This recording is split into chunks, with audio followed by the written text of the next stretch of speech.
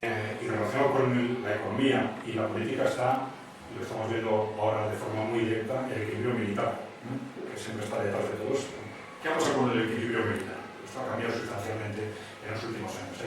Podemos distinguir el análisis de las fuerzas convencionales y de lo que se llama fuerzas estratégicas, que serían la fuerza nuclear, etc. En las fuerzas convencionales el balance está todavía a favor de Estados Unidos. Estados Unidos gana claramente en capacidad global. China cada vez más cerca de Estados Unidos, pero China es un misterio en cuanto a fuerzas convencionales porque no ha tenido ninguna guerra. Entonces, no se sabe muy bien si esa capacidad cada vez mayor que tienen en el momento que la pongan en práctica, cómo funciona. Y Rusia, con una menor capacidad, pero hay concentrados esfuerzos en campañas concretas. Pero hay que tener en cuenta que los objetivos de unos y otros han sido diferentes hasta ahora. Para Estados Unidos es mantener la hegemonía global, pues van a mantener, entre otras cosas, 800 bases militares fuera de Estados Unidos. Mientras que Rusia y China se han mantenido como objetivo defender su territorio y el entorno. Y eso es mucho más barato, y requiere menos esfuerzo. Pero ha habido un nuevo equilibrio militar en cuanto a fuerzas estratégicas nucleares. Y ahí parece claro que el balance en este momento está a favor de Rusia. Con una sorprendente ventaja tecnológica, las razones de esto las podemos comentar luego si queréis, con una alianza estratégica entre Rusia y China, con un factor nuevo de los últimos años que es la guerra en el espacio, con el que hay bastante oscuridad sobre lo que está haciendo cada país, y luego siempre hay que tener interrogantes sobre posibles capacidades desconocidas de las que igual no nos enteramos hasta que pueda estallar un conflicto. Bueno, de cualquier forma, tenemos un proceso en el que se produce una ruptura entre los países emergentes y Occidente, los países que van teniendo cada vez más peso, pero de pronto se va produciendo una ruptura.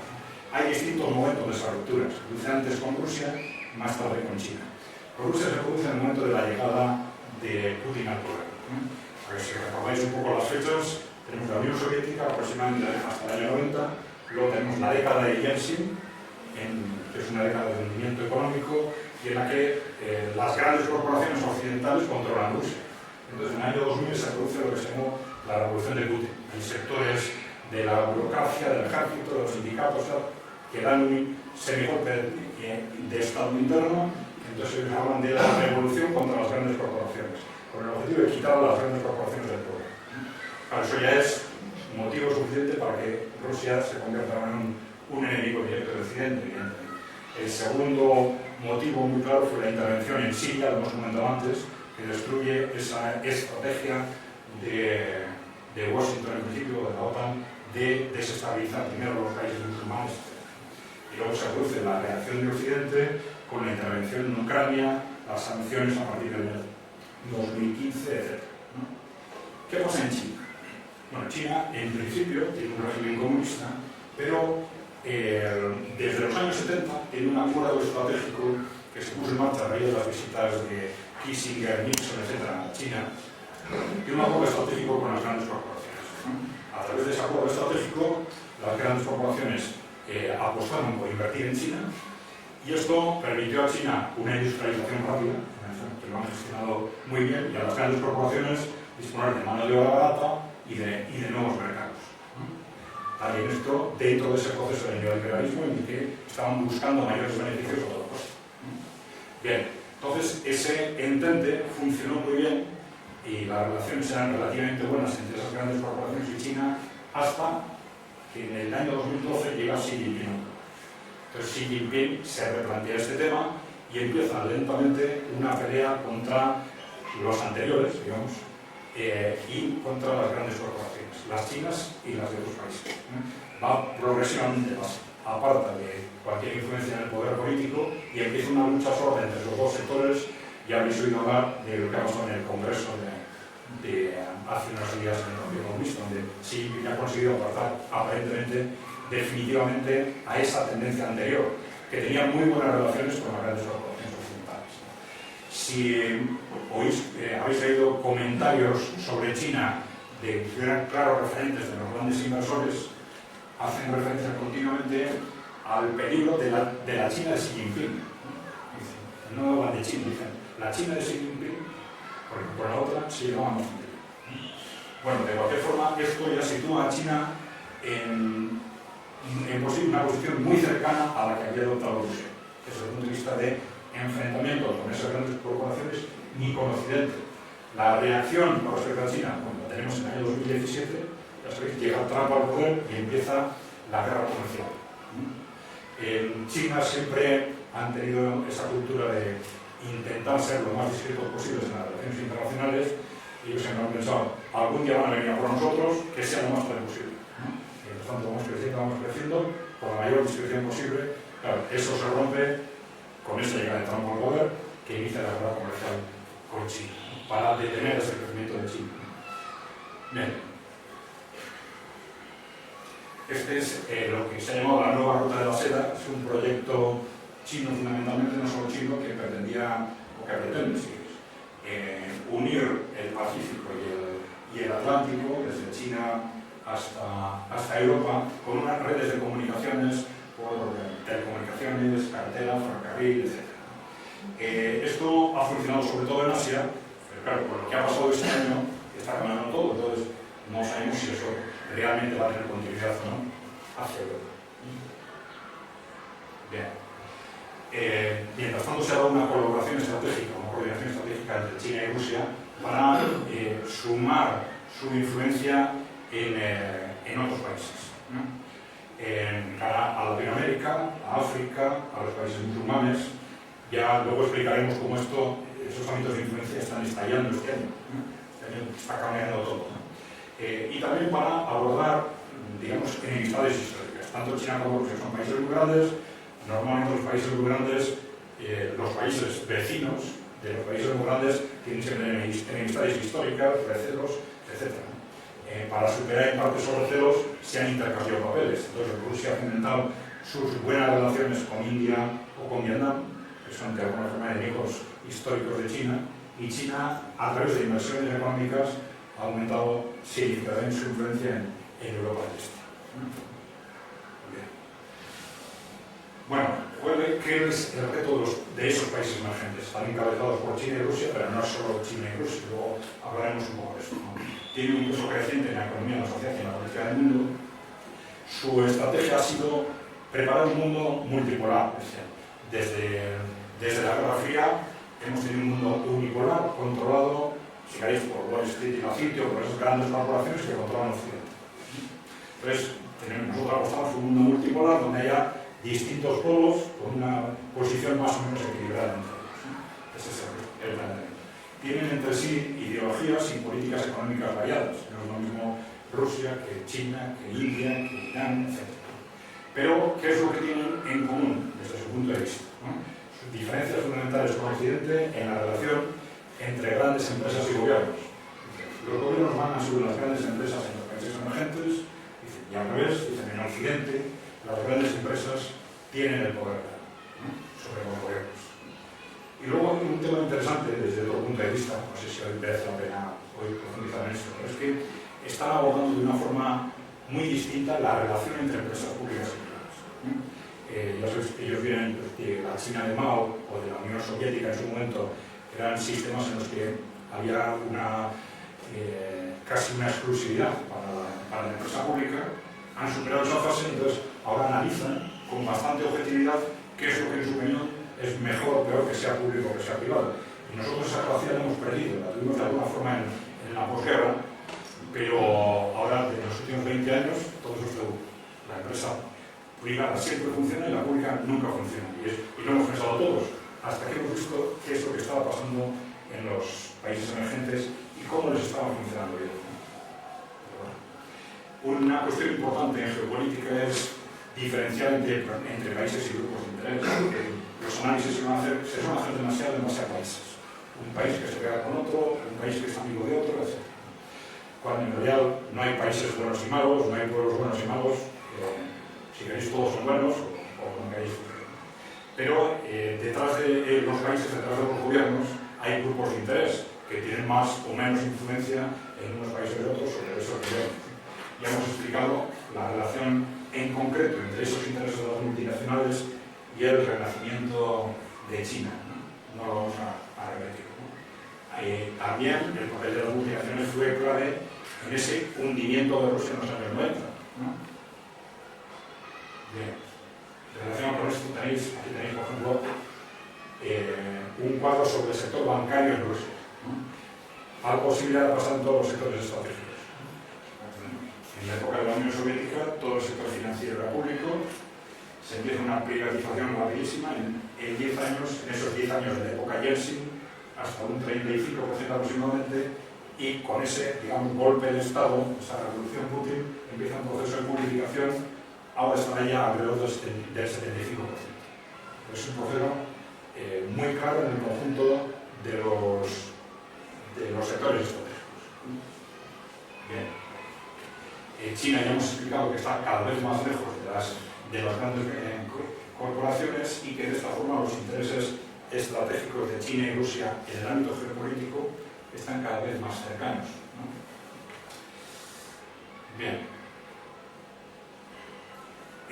Ahora tenemos en los últimos años un fenómeno nuevo, que es el de lo que a los países emergentes, luego explicaremos un poco, además de los que tenían esa filosofía inicial, se están apuntando también una serie de países en desarrollo que, aunque no tenían esa filosofía de partida, pero que quieren simplemente ser autónomos de Occidente, dejar de depender de Washington, dejar de depender de Wall Street.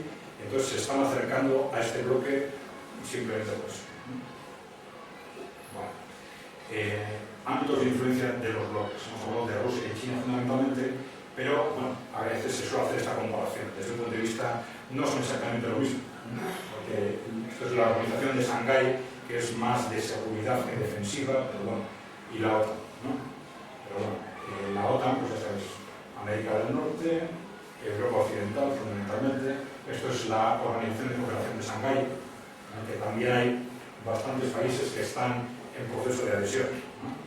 Y desde un punto de vista más económico tenemos los BRICS, o sea, el fenómeno de los BRICS, que eran Rusia, China, India, Sudáfrica y Brasil, ¿no?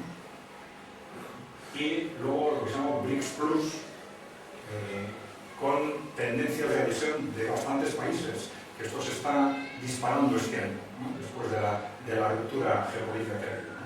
Adhesiones en curso a los BRICS o a la Organización de Shanghái, pues Irán, Argelia, Arabia Saudita, esto ha sido una sorpresa extraordinaria, ¿no? La de Arabia Saudita, Argentina, Egipto, Pakistán. Y en observación, asisten como observadores y tienen un proceso enviciado Turquía, México, Kenia, Kazajstán, Indonesia, Tailandia, Senegal, Nigeria, Emiratos Árabes. Bueno, en el 2022, este año, después del estallido de Ucrania, las sanciones, las consecuencias de las sanciones, etc., sorprendentemente se produce la división del mundo en dos. Lo que pensábamos que iba a ser quizás una evolución hacia un mundo multipolar se convierte de pronto, rápidamente, en un mundo bipolar, hacia un bloque único del conjunto de países emergentes y países en desarrollo. Es decir, en su posicionamiento con respecto a las sanciones se están claramente configurando por un lado un bloque Europa, Estados Unidos y sus aliados, y luego vemos los países emergentes y prácticamente todos los países en desarrollo se están quedando en el otro bloque. Bueno, esto no sé si detenerme, andamos un poco justo de tiempo, ¿no? Veréis, ya hemos explicado por qué los países emergentes están haciendo renacer el debate sobre la empresa pública. Bueno, no voy a entrar en conceptos, pero simplemente en datos, ¿no? Esto era lo que había pasado con lo que ha pasado con las empresas públicas en Europa, que prácticamente han desaparecido, sobre todo en países como España, que es donde tienen menos peso. Se reabre el debate y aquí tenéis el peso de las empresas públicas entre las grandes multinacionales, como en los últimos 20 años se ha disparado, ¿no? O tenéis el peso de los bancos públicos en el sector bancario en los países emergentes, que está por encima del 60%. O, por ejemplo, en los mayores bancos del mundo, los 4 primeros son públicos y son chinos. Pero bueno, salvo que tengáis un interés especial, no os vamos a contar el por qué, el cómo se está analizando esto académicamente, ventajas e inconvenientes en el ámbito de la gran empresa, de las públicas y las privadas. Bueno, posiciones estratégicas. Yo creo que esto más o menos ya lo hemos comentado. Desde el punto de vista de Occidente, la estrategia que había estado abierta alrededor de la destrucción de los países musulmanes, luego 20 años iban intentando cercar a Rusia y China a través de distintas decisiones, ¿no? Pero siempre utilizando a los aliados de su entorno, ¿no? Además de sanciones, bloques comerciales, alianza entre Rusia y China con una colaboración creciente. Bueno, Rusia rompe las estrategias de estabilización geopolítica que tenían hasta entonces, sobre todo en el año 2015 con esa intervención en Siria. China ha mantenido una gran discreción al menos hasta ese mandato de Trump. Bueno, retos claves. Bueno, pues en el caso de China tiene también un reto de deuda por razones distintas de las nuestras y un reto de ganar tiempo. Esa ha sido su estrategia tradicional. En base a eso tenemos cada vez más peso económico, más peso político, pues el tiempo corre a favor nuestro. Bueno, en Rusia tiene un problema de estabilidad, de crecimiento fundamentalmente, porque está creciendo al 4% hasta el año 2015 en el que empiezan las sanciones, entonces están creciendo desde entonces al 1% aproximadamente.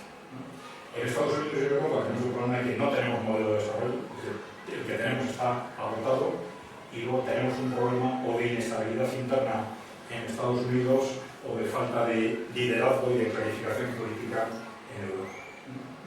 Bueno, los grandes retos europeos no me voy a entrar.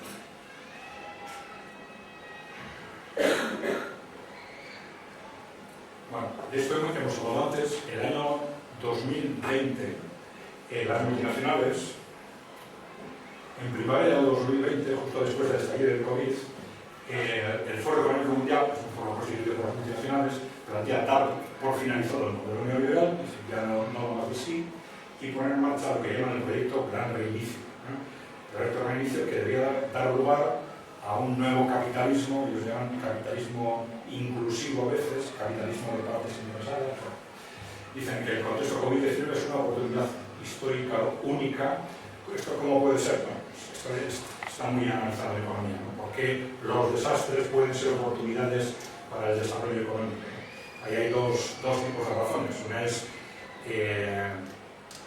que en los desastres se justifican medidas que son difíciles de justificar en otros contextos, y la segunda es lo que se llama la destrucción creativa, es decir, que en el desarrollo histórico de la economía de mercado no solo funciona en base a que las empresas hagan mejor las cosas, sino que las que son menos eficientes desaparecen.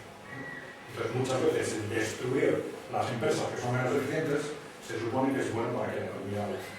Esto, por ejemplo, ha justificado o ha explicado crecimientos fuertes después de las guerras mundiales, etc. Bien.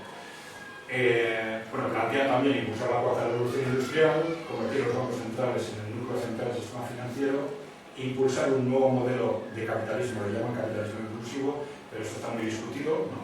Y la destrucción creativa y el uso. Bien. Hay otros, además del Foro Económico Mundial, otras organizaciones internacionales que están impulsando ese proyecto. Bueno. Sí es sorprendente que relacionen tan directamente ese proyecto con el COVID-19, pero es en principio por lo que hemos contado, esa gestión de los desastres. Bueno, de cualquier forma, hay que tener en cuenta que o con el Gran Reinicio, que es el proyecto de las multinacionales, o con cualquier proyecto de nuevo modelo, Europa o Occidente tienen dos retos. Poner en marcha ese nuevo modelo, pero con un modelo o con otro va a haber que hacer frente a ese sobreendeudamiento que tenemos. Esa reducción drástica de la deuda técnicamente se llama desapalancamiento, no es más que bajar el nivel de deuda. Pero eso con un modelo o con otro va a haber que hacer. Bueno, el desapalancamiento financiero. Este es uno de los grandes retos que tenemos encima, ¿no? Que nos explican lo que está pasando ahora mismo y que nos amenazan para el futuro. Ya hemos dicho que en la situación actual tenemos más o menos una deuda de un 350% sobre el PIB. Hemos dicho que una situación normalizada, con mucho, debería llegar a un 100, un 150, entonces en teoría esto podría significar normalizar la situación, reducir la deuda en aproximadamente un 200% sobre el PIB, lo cual es evidentemente una barbaridad o un desastre si se quiere, ¿no? Entonces, ha habido un análisis de una multinacional, McKinsey, sobre los procesos históricos de crisis financieras de los últimos 200 años, qué estrategias se han utilizado para reducir deuda de forma sustancial. Entonces, hay distintos procedimientos. Uno es el crecer.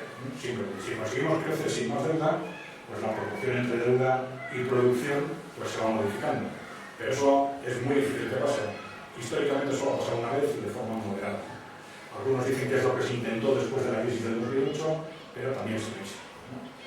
Pero a partir de los procesos, los métodos que normalmente se han utilizado han sido el impago, es decir, que no pago la deuda y punto, pero eso se utiliza normalmente con deuda externa, sobre todo países en desarrollo que han hecho deuda muchas deudas con Occidente, no las pago, me quedo fuera del mercado financiero y vuelvo unos años y luego intento recomponer la situación.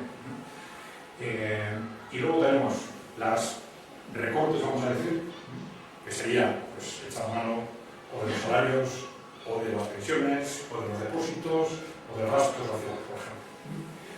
Es un método que se ha utilizado a veces, pero con un coste político importante, y otro es la inflación. La inflación que ha sido, según estos análisis, el método más eficiente. ¿Por qué? Porque es el más indirecto. Los recortes es una metodología que genera enseguida una respuesta social, pero la inflación parece como algo más etéreo, no se sabe muy bien qué es esto. Si nos bajan el salario, vamos a culpar al empresario, si nos bajan las pensiones, vamos a contra el gobierno, pero si hay inflación, salvo que sea un real, no queremos ver contra quién vamos. Hay inflación. Claro, la prueba tenemos en el caso de España. En 2 años, los trabajadores han perdido 8 o 10 puntos de capacidad adquisitiva y aquí no pasa nada. Ahora están diciendo los sindicatos que se van a mover. Y los trabajadores han perdido 8 o 10 puntos en 2 años y aquí no pasa nada. Bien.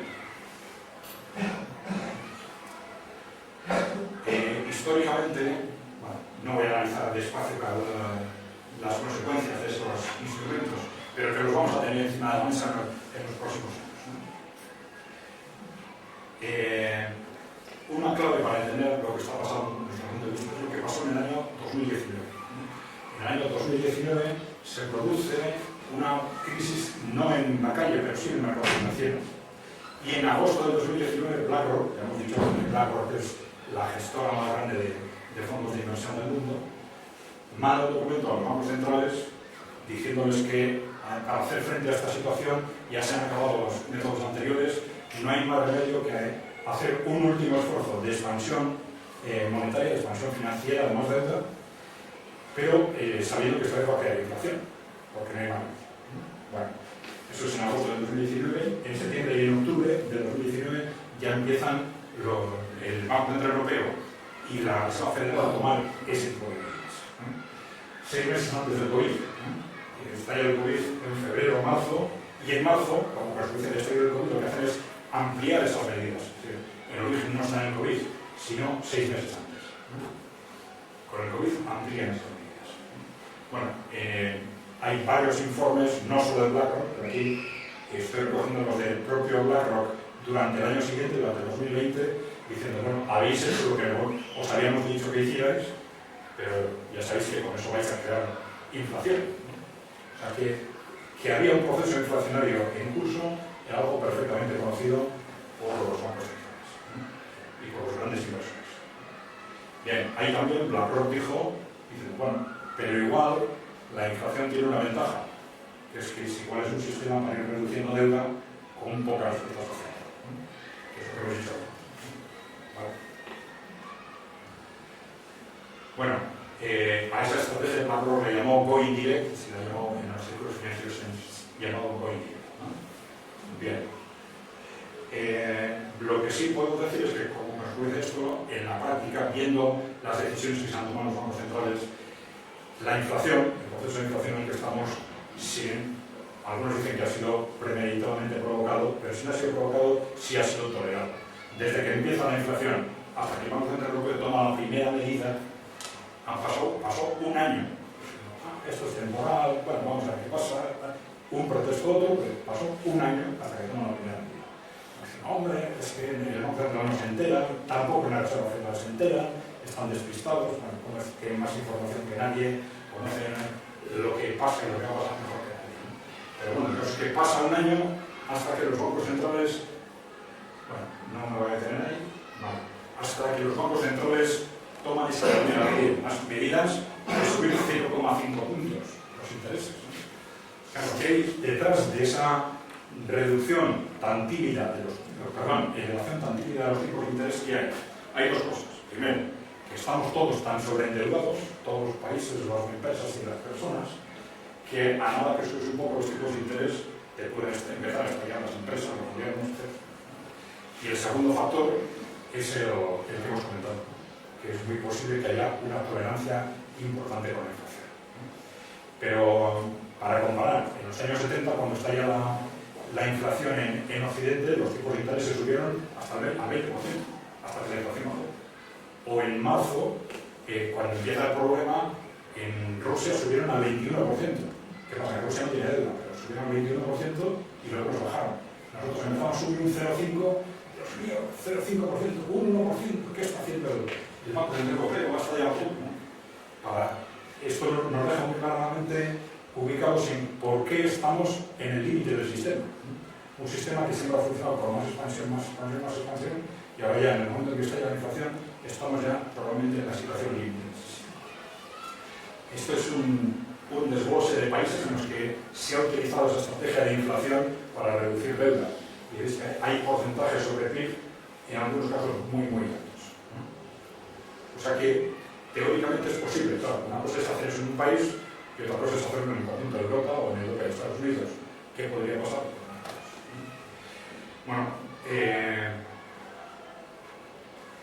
Bueno, ahí nos encontramos que si los tipos se mantienen tan reducidos como han estado hasta ahora, en la práctica van a estar tolerando esa inflación.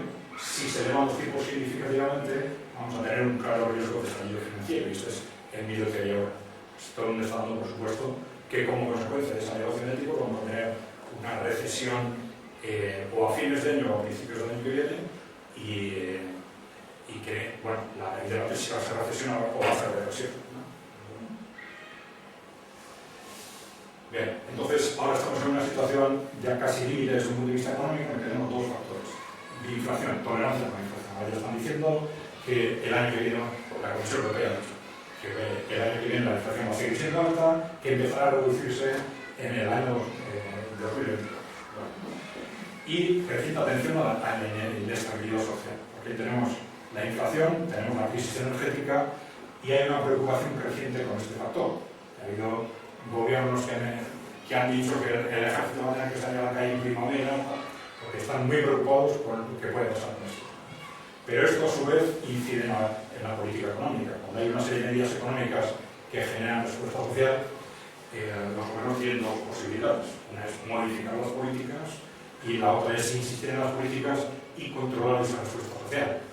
¿Cómo? Pues, con policía, ejército, cambiando leyes, controlando a la gente, como sea. Bueno, entonces, un reflejo simplemente de cómo se ha disparado la inflación, pero esto ya lo conocéis perfectamente, ¿no? De cómo las primeras reacciones fueron muy tarde y muy tímidas